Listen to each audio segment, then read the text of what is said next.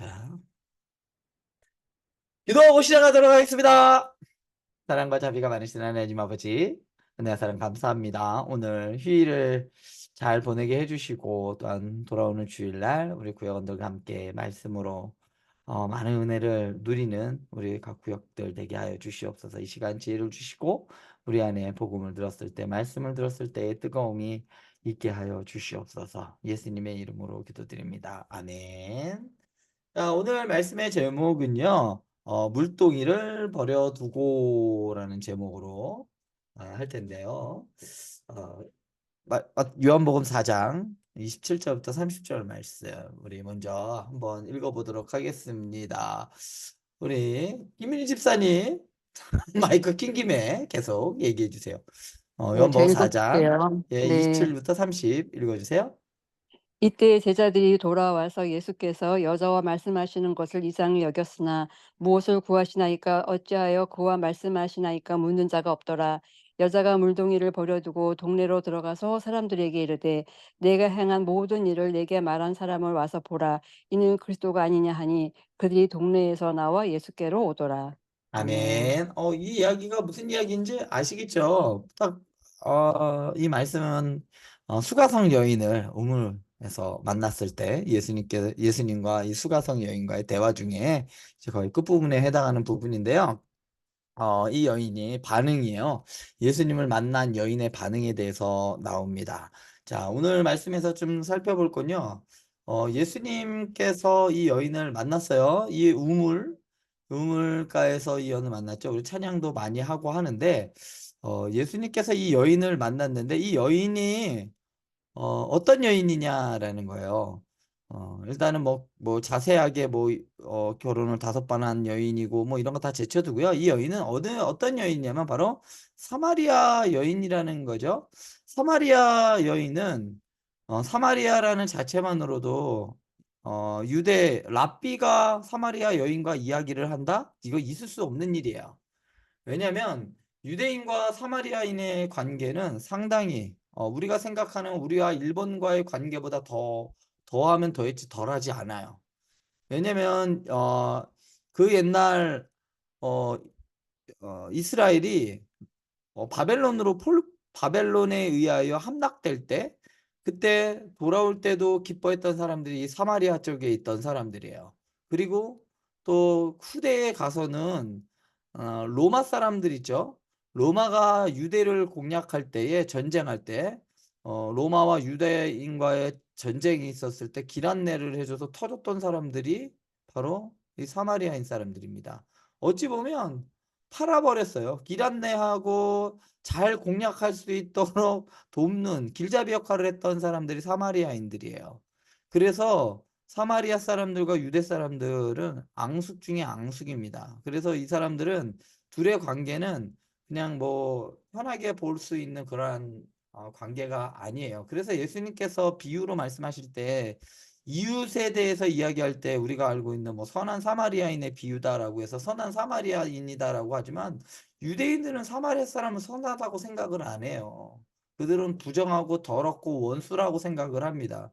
마치 우리나라와 일본과의 관계로 생각하면 이해가 더 쉬울 거예요. 그 관계보다 더 깊어요, 뿌리가.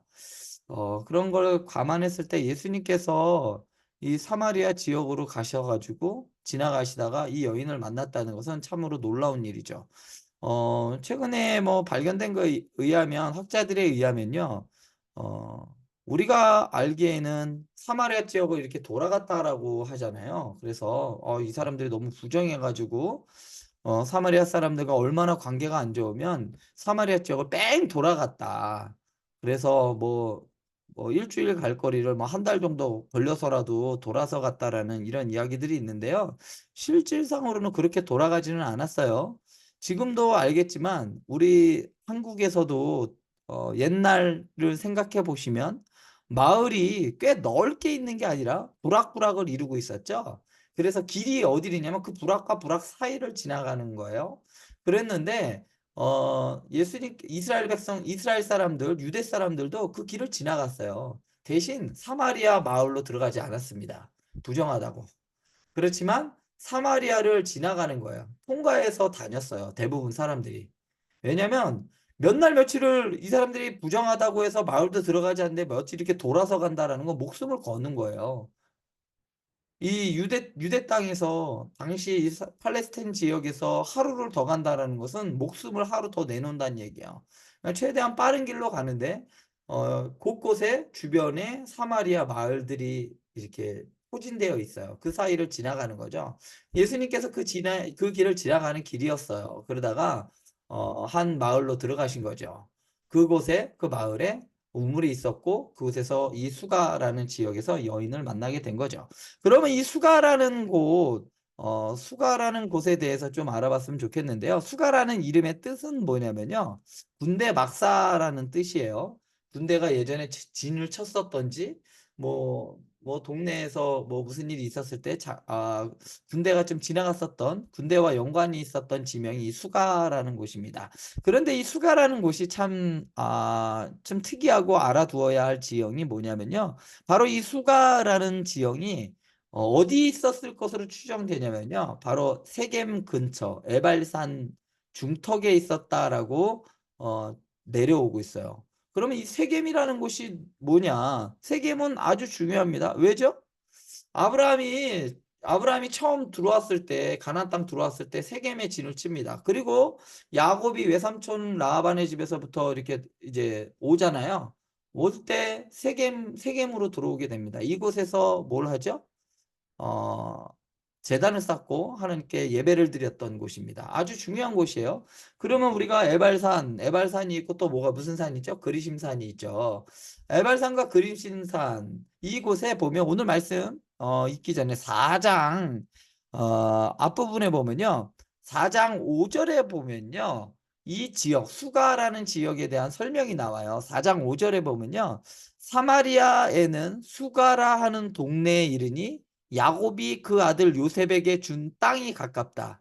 그러니까 이 수가라는 곳의 근처에는 야곱이 요셉에게 준 땅이 있다는 이야기예요. 이 말이 되게 중요합니다. 그리고 또 거기 야곱의 무엇이 있냐면 야곱의 우물이 있는 곳이다.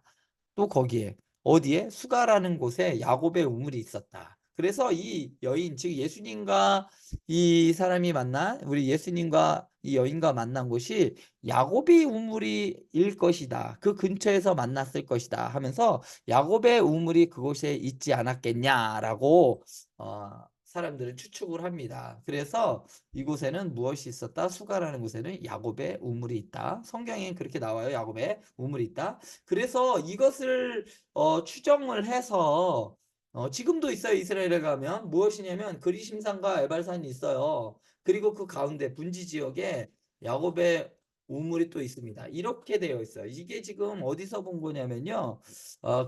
에발산 위에서 내려다 본 거예요. 저 1번이 뭐냐면요. 1번 지역이 보이잖아요. 1번이 우리 예전에 뭐라고 나오냐면 여기가 레위세 고앗 자손 있잖아요. 고앗 자손에 도피성이 있던 곳이 바로 저 지역이에요.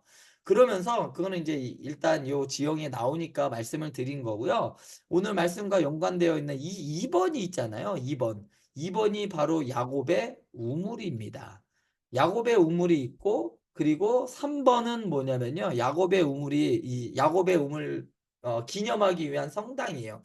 근데 이 야곱의 우물이 중요한 이유가 있어요. 성경에 분명하게 이곳이 누가 주었다? 야곱이 요셉에게 준 땅이다라고 분명하게 명시가 되어 있잖아요. 그래서 이 땅의 주인은 누구예요? 그래서 유대인들의 땅이란 얘기예요. 팔레스타인 지역이었어요. 여기가 예전에. 그죠? 이스라엘이 1940년대쯤인가? 1900년대 들어와 가지고 자기 땅을 회복을 하잖아요. 어?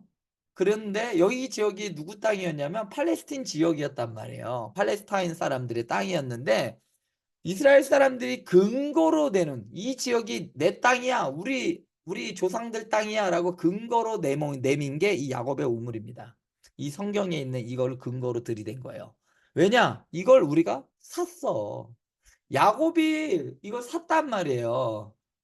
우리 조상이 팔레스틴 사람들 그러니까 에서의 후손이나 당시에 있던 팔레스타인들의 조상들로부터 산 거잖아요. 그러니까 이 땅의 소유권은 누가 있다? 우리한테 있어. 그러면서 이스라엘 사람들과 팔레스틴과의 그 분쟁의 핵심적인 역할을 하는 데가 여기예요. 여기 분쟁 지역입니다. 팔레스타인 사람들이 화가 나잖아요. 그러면 저길 쳐들어가요. 그래서 저길 분탕질을 합니다. 그러면 이스라엘 사람들은 이게 더 열받는 거죠. 왜냐하면 아브라함과 이삭과 야곱 이렇게 해서 그들의 정체성이 저기에 있다고 봐요. 조상의 그런 묘지에서도 그런 일이 벌어지지만 저 야곱의 우물에서도 그런 일들이 벌어져요. 아주 난장판을 벌입니다. 그러면 이제 이스라엘 사람들은 화가 나는 거죠. 저 지역을 놓고도 지금까지도 많이 이렇게 투닥투닥거리고 있어요. 자, 왜냐하면 증거로 보면 이렇습니다. 이 땅을 누구에게 샀냐면요. 창세기 33장 이렇게 보면요. 누가 샀다고 나오냐면 세겜의 아버지 하몰의 아들들, 하몰이죠. 아몰이 아니라 하몰이에요. 세겜의 아버지 하몰의 아들들에게서 누가 샀다? 야곱이 샀다라고 나옵니다. 이게 창세기 33장 19절에 보면 이런 얘기예요. 그가 장막을 친 밭을 세겜의 아버지 하몰의 아들들의 손에서 베크시타에 샀다라고 이야기를 합니다. 그러니까 분명하게 돈을 주고 샀기 때문에 그냥 누구로부터 그냥 원래는 세겜의 하몰이 땅을 그냥 준다고 해요. 그런데 야곱이 "아니야. 그냥 난 돈을 주고 정당하게 살 거야." 이렇게 이야기를 합니다. 이렇게 이야기했던 부분이 또 있죠. 어디죠? 아브라함이 또 그렇게 합니다. 아브라함도 땅을 살 때 분명하게 돈을 주고 거래를 주고 사요. 그냥 공짜로 주겠다라고 해도 "아니야. 우린 돈 주고 살게." 하면서 돈을 거래를 했다는 흔적을 남깁니다. 만약에 그것을 남기지 않고 그냥 기증해 줬다라고 하면 이게 말이 어떻게 될지 몰라요. 근데 분명하게 이게 베크시타에 줬다가 주고 샀다라는 말 때문에 이게 그들의 증거가 돼요. 왜냐? 누구의 땅이다? 이스라엘 우리 유대인들의 땅이야. 우리 조상이 샀잖아. 봐봐. 니네 조상이 샀잖아. 근데 왜 니네 거라 그래? 분명히 우리 건데. 이렇게 증거를 남깁니다. 이게 이 땅을 야곱이 샀는데 야곱이 또 누구에게 주냐면 이 땅을 요셉에게 물려줍니다. 요셉에게 물려준 내용이 어디 있냐면 여호수아에 남겨져 있어요. 여호수아 24장 32절에 보면요. 또 이스라엘 자손이 애굽에서 가져온 요셉의 뼈를 세겜에 장사하였으니 이곳은 야곱이 베크시타를 주고 세겜의 아버지 하몰의 자손들에게서 산 밭이라. 그것이 요셉 자손의 기업이 되었다. 그러니까 야곱이 요셉에게 물려줬다라고 분명하게 이렇게 또 기록이 되어 있으면서 베크시타에 샀다라는 얘기를 또 여기에 나옵니다. 그러니까 오늘 예수님께서 만난 그 지역은 바로 누구 땅이었냐면 바로 야곱의 우물이 있는 유대인들의 땅이었다라고 분명하게 얘기를 하는 거예요. 그래서 이 역사적인 사실들 때문에 지금까지 분쟁이 되고 있어요. 유대인들은 이건 우리 땅. 분명히 이렇게 이걸 들이밀기 때문에 팔레스타인 사람들은 이거에 대해서 아니다라고 할 수 없어요. 왜냐하면 분명하게 이렇게 기록으로 남겨져 있기 때문에.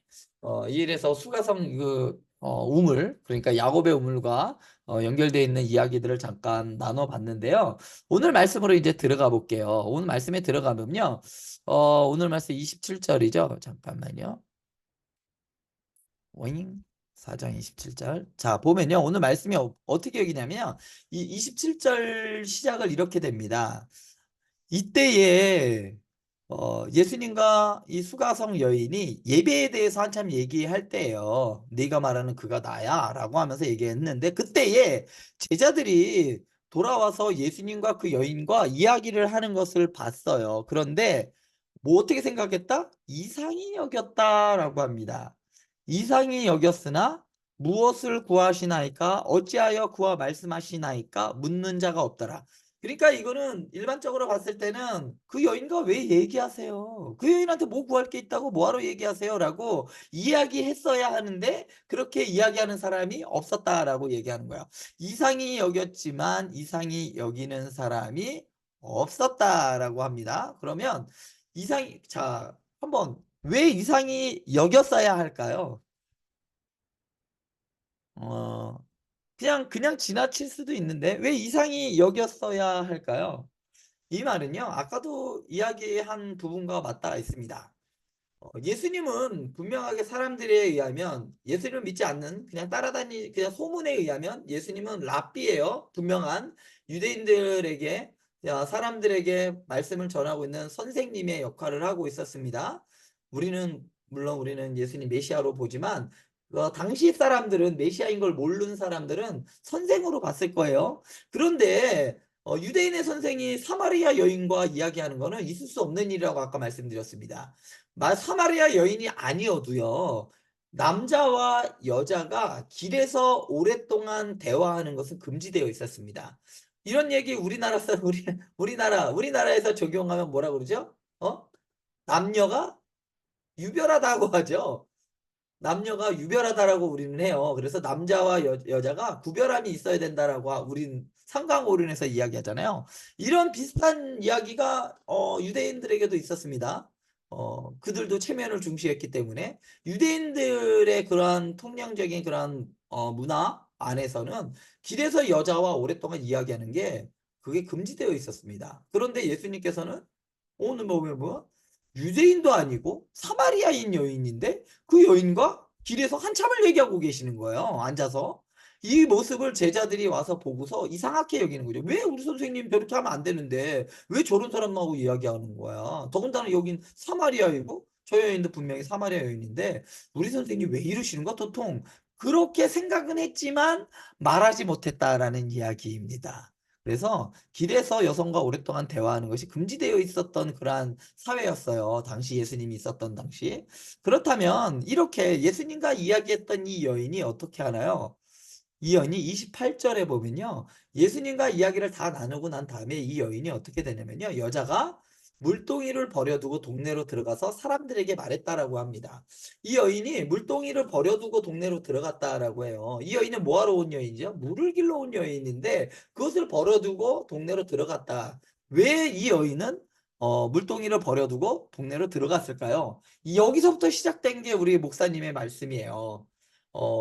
왜 이 여인은 과연 물동이를 버려두고 들어갔을까? 본문에 이렇게 딱 기록되잖아요. 이 여인이 물동이로 버려두고 들어갔다라고 분명하게 명시되어 있습니다. 왜 이 여인은 그럴까?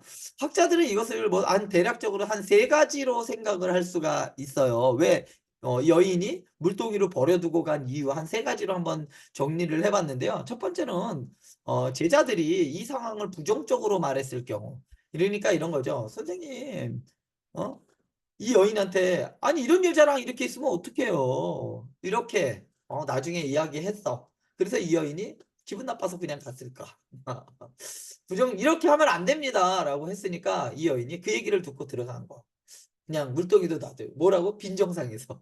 이렇게 했을 경우도 있겠죠? 두 번째 경우는 예수님이 아까도 그랬잖아요. 여인에게 내가 물 한 잔 달라고 했잖아요. 그래서 이 여인이 집으로 들어갈 때 예수님한테 "아유 물 떠 드세요." 하고 물동이를 놔두고 간 그런 경우. 그랬을 경우가 아닐까. 그리고 마지막 경우는 우리가 봤던 거죠. 우리가 지금 이야기하고 있는 부분입니다. 예수님을 메시아로 알고 놀라서 까먹었을 경우. 자, 이 여인이 예배에 대해서도 이야기를 했고 그리고 이 여인과 예수님이 이야기를 나누다 보니까 이 여인이 예수님이 누구인 걸 알았냐면 메시아인 걸 알았어요. 오늘 말씀에서 보면 뭐라고 나오면요. 29절에 보면 분명하게 나옵니다. 29절에 보면 "내가 행한 모든 일을 그에게 말한 사람을 와서 보라. 이는 그리스도가 아니냐."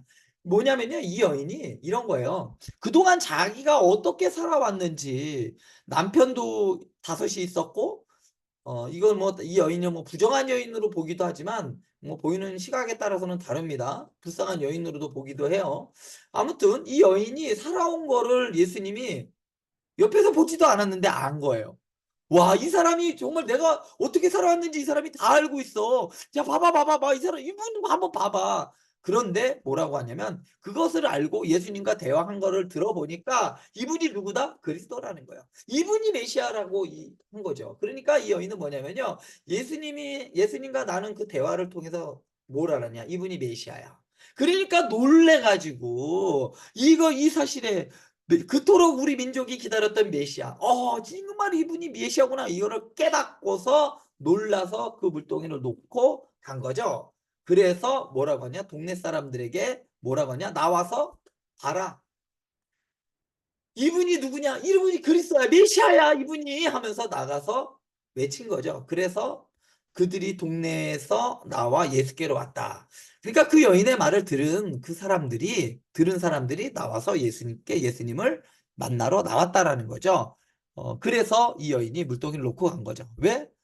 자기 앞에 메시아가 있는 것을 보고 놀란 거죠. 그래서 놀랬지만 가서 그 메시아인 것을 전했다는 것이죠. 와서 봐봐, 여기 메시아가 왔어. 그러자 동네 사람들이 그래 그래 누군데 하고 나와서 예수님께 모인 거죠. 이 장면을 이렇게 표현을 한 겁니다. 자, 자 그렇다면 이 여인이 무엇을 버려두고 갔다고요? 물동이를 버려두고 왔다는 겁니다. 이 여인이 원래 온 목적은 물을 길러 온 건데 이 여인이 메시아를 만나고 예수님을 만나고 나서 어떻게 했는가? 그 온 목적을 잃어버린 겁니다. 아니요. 목적이 있는데도 더 큰 우선해야 할 것이 있다는 것을 이 여인이 알았다는 거죠. 자, 그래서 예수님을 만난 사람의 우선순위가 있다는 거예요. 예수님을 만난 사람의 우선순위는 뭐냐면 그 예수님을 전하는 거라는 거예요. 안 한다라는 게 아니에요. 이것만 한다라는 의미가 아니라 우선순위가 있다는 거예요. 삶에서도 우선순위가 있잖아요. 우리에게 있어서 중요한 것들이 먼저 있습니다. 중요한 것을 먼저 하고 그렇지 않은 것들을 이제 천천히 하는 것이죠. 이 여인에게 있어서 우선순위는 뭐였냐면 물을 깃는 것보다 나는 예수님을 사람들에게 이 메시아라는 이 기쁜 소식을 전하는 게 더 우선순위였다라는 것이죠. 그래서 우리에게도 우선순위가 있지 않겠느냐. 나에게 있어서 우선순위는 무엇인가? 이 여인에게 있어서 우선순위는 전하는 거였습니다. 가서 전하는 거일 수도 있지만 지금 시대에게 있어서 우리에게 있어서 우선순위도 마찬가지 전도입니다. 가서 전하는 것뿐만 아니라 우리의 삶을 통해서 예수님을 나타내 보이는 것, 이것도 저는 전도라고 생각을 해요. 그래서 우리가 우리 삶 가운데서 예수님을 드러내 보이는 삶, 이것이 더 먼저 우선되어야 한다라는 것을 알려드리고 싶습니다. 자, 그럼 문제로 한번 들어가겠는데요. 첫 번째 문제. 예수님께서 유대에서 갈릴리로 가는 길에 들른 동네의 이름은 무엇인가요? 아까 전에도 처음에 설명드렸죠. 어디라고요? 수가라는 동네입니다. 군대의 막사라는 의미로 가지고 있고, 이만은 에발산 중턱에도 있고, 야곱의 우물이 그 근처에 있었던. 그래서 아까 사진 보여드렸던 게 뭐냐면요. 실질적으로 이 수가라는 동네가 없었다는 게 아니라 실질적으로 역사적으로 있었다는 이야기입니다. 역사적으로 있었고 예수님께서 실제로 역사적으로 이 땅에 오셔서 예수님께서 그러한 일들을 행하셨다라는 것을 요한은 알려주기 위해서 이러한 수가에 대한 설명들 4장 2절 3절에 보면 이 동네가 진짜로 있었다라는 것을 알려주고 있습니다. 두 번째 문제로는요. 두 번째 수가성에서 예수님과 여인이 만난 장소는 어디인가요? 이 수가성에서 예수님께서 수가성으로 들어가셔서 목이 마르셨어요. 어디에서 만나셨을까요? 우물에서 예수님과 이 여인이 만났습니다. 자, 그러면 세 번째, 예수님께서 그리스도, 그러니까 메시아인 것을 안 여인은 어떻게 했느냐? 어떻게 했을까요? 이 여인은 바로 28절에 있죠. 물동이를 버려두고 동네로 가서 사람들에게 예수님을 전했다. 메시아인 것을 알렸다라는 것이죠. 그래서 이 여인에게 있어서 우선순위는 복음을 전하는 예수님을 전하는 거였습니다. 마찬가지로 우리도 우리에게 우선순위가 과연 무엇인가 한번 생각해보고 고민해보는 한 주가 되었으면 좋겠습니다. 말씀 마치도록 하겠습니다. 궁금한 점이 있으면 저에게 문의해주고 톡이나 메시지로 알려주시면 성신성의껏 답변해드리도록 하겠습니다. 기도하고 마치겠습니다. 사랑과 자비가 많으신 하나님 아버지, 은혜와 사랑 감사합니다. 오늘 말씀을 통해서 우리가 예수님을 만난 사람들이 무엇을 우선시해야 하는가를 오늘 말씀을 통해서 살펴보았습니다. 예수님을 만난 여인이 예수님을 전하기 위하여 마을로 갔던 것처럼 우리 또한도 세상 속에서 살아갈 때에 예수님을 품은 사람으로 예수님을 만난 사람으로서 예수 그리스도를 드러내 보이며 살아가는 우리 구역장님들과 우리 행복한 교회 성도들 되게 하여 주시옵소서. 예수님의 이름으로 기도드립니다. 아멘. 수고하셨습니다. 감사합니다. 한 주간 고맙습니다. 승리하세요. 화이팅! 내일 금요 기대회로 보겠습니다.